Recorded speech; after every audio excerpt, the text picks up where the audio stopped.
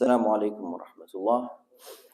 Alhamdulillah wa salatu wa salamu ala rasulillah wa ba'd.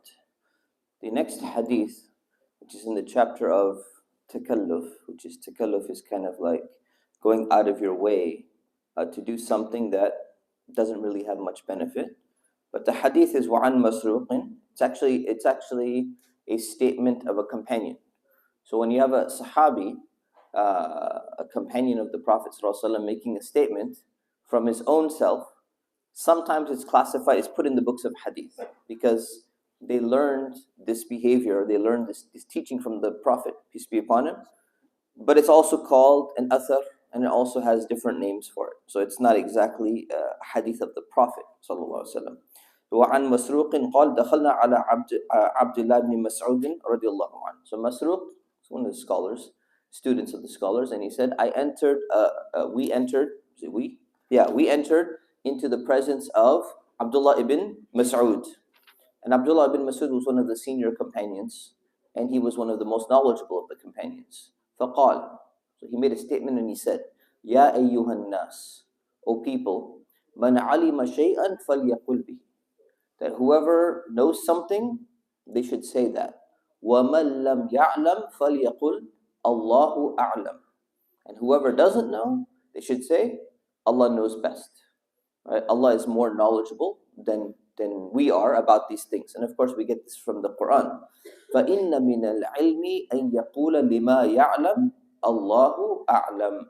So it's from the knowledge, when you say something about something that you don't know, you should say, Allah knows best. And this was called adab. This is manners with Allah subhanahu wa ta'ala.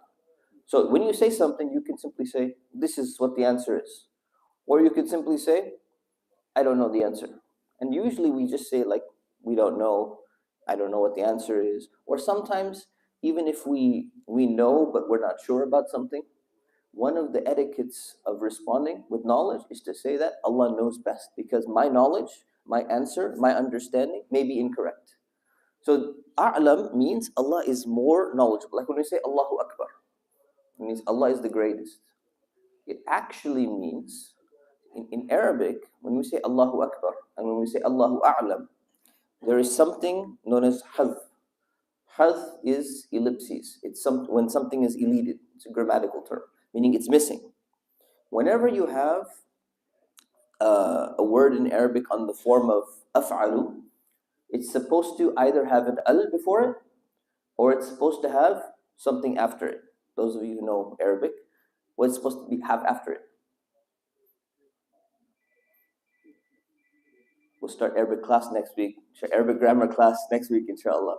It's supposed to have min afterwards, because it's a comparison. So this is either known as ismul tafdil, right? It's a I forgot what the English word is for that, but basically it's showing that something is the greatest, or it's a comparison. So when you add the word min, it's a comparison. When you add the word al before it, like if you said al akbar or al a'lamu, means that person is the most knowledgeable, or the person is the greatest. But when you add min, it means you're comparing this to something else. So something is missing.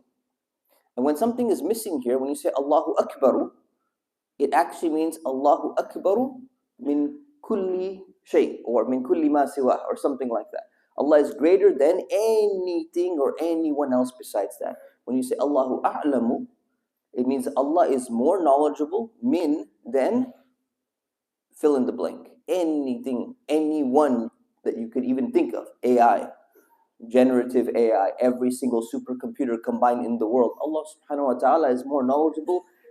The knowledge of all of those systems. If you were to take every single grain of sand on earth and turn it into a supercomputer, and you put a bunch of NVIDIA chips into it, and those of you who are investing in the stock market, put a bunch of NVIDIA chips. I know the ones who laughed, making dua for you that your stock doesn't crash, inshallah.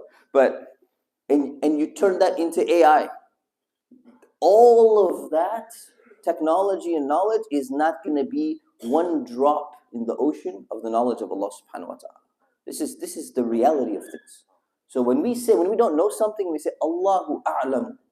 Allah is more knowledgeable than me, than every single person combined, than every AI that can be combined, than any aliens that may potentially exist, all combined. That reminds us of our place. And Abdullah bin Mas'ud is saying, this is from the etiquette of reminding yourself who you are.